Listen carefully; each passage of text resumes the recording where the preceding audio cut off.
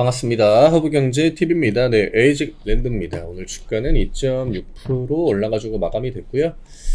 뭐 지금 보면은 일단 키움 매도, 개인 쪽의 매도, 결국에는 뭐 외국인과 기관들이 주가에 긍정적인 영향을 뭐 줬다라고 봐야 되는데, 거래량이 아무래도 그렇게 막 많지 않다 보니까 오늘 오히려 기타 법인 쪽 매수가 가장 강하게 들어왔죠. 일단 시장 분위기가 좋았습니다. 반도체가 지난주에 좀 힘들었는데, 이번 주 반도체한테는 일단은 이제 FOMC, 금리 인하하면은 늘 이제 가장 먼저 뭐 수혜를 받는 포지션 반도체고요. 왜냐? 경기에 가장 민감한 업종이기 때문에. 그리고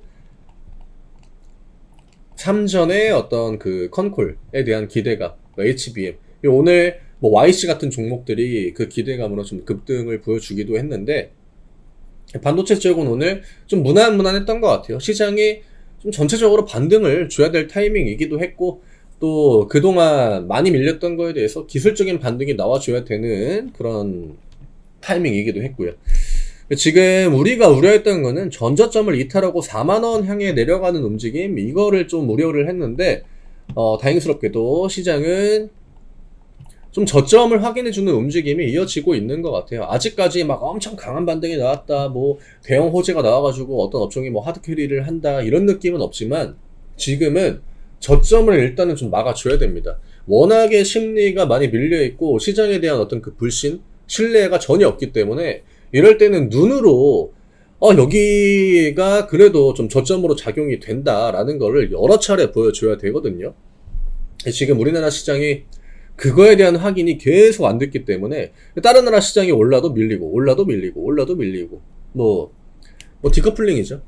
그리고 내려올 때는 커플링 제대로 하고, 그러니까 따라가고, 내려오는 거는 잘 따라가고, 올라가는 거는 못 따라가고. 그래가지고 7월 달에 미장이 이제 많이 밀렸는데, 오히려 7월 달에는 우리나라가 미장의 흐름을 좀 잘 따라간, 이게 굉장히 좀 아이러니한 거죠. 빠질 때는 잘 따라가는 거.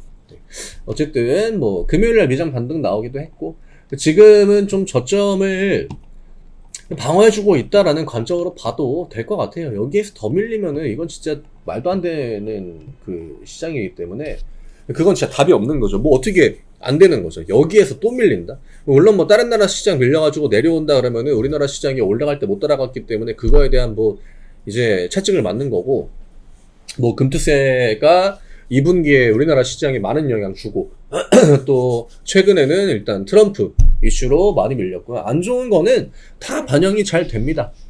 좋은 것들이 그래도 이번 주에는 기대할 만한 것들이 있으니까 그런 거에 최대한 좀 반응을 이제는 크게 해줘야 되지 않나 생각이 되고, 가격만 보면은 일단은 위쪽에 저항 라인 46,000원 넘어가 줘야 됩니다. 지금 추세가 아직까지는 뭐 돌아 나왔다라고 하기엔 좀 이르죠.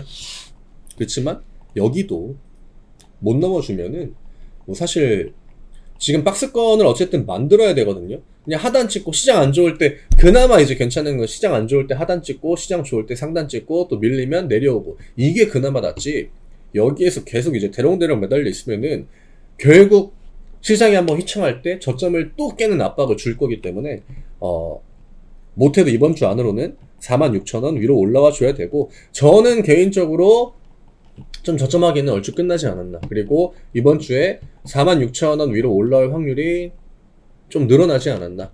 트럼프 이슈도 좀 약해졌고, 해리스가 생각보다 지지율이나 뭐 인기도 이런 것들 금방금방 또 올라가고 있더라고요. 지금 구도에서 트럼프랑 뭐 벤스 해가지고 그 연합이 막 그렇게 유리한 게 많이 없어 보이기 때문에, 뭐 여전히 뭐 트럼프가 이길 확률이 높다라고 뭐 보고는 있지만, 그래도 이게 2등이 1등을 따라갈 때 시장은 더 임팩트가 크거든요.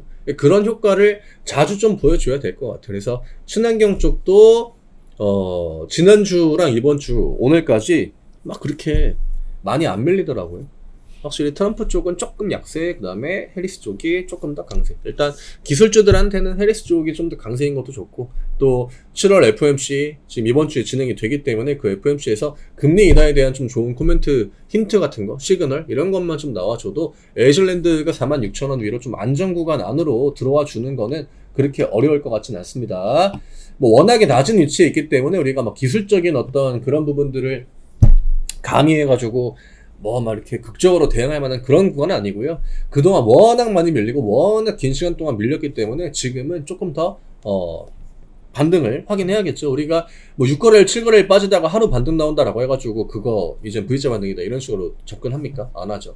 네, 조금 더 지켜보고 추세가 어떻게 만들어지는지까지는 확인을 한 다음에 여기에서 이런 흐름 만들어지면 그때는 우리가 조금씩 이제 상황에 맞는 대응을 고려해 볼 수 있겠죠. 하지만 아직까지는 조금 이른 감이 있다. 좀 더 지켜보셔도 됩니다. 설령 반등이 4% 5% 더 나온다라고 해도 내가 그때 물타기 할걸? 뭐 이런 거 다 결과론적인 이야기입니다. 네, 그러니까 지금은 리스크를 좀 더 우선적으로 고려해야 된다. 저희 무료 체험이 7월부로 공식 종료됩니다. 뭐 저희 무료 체험을 예전에 받아 보셨거나 무료 종목 받아 보셨거나 아니면 뭐 아직 안 받아 보신 분들 이번 주 끝입니다.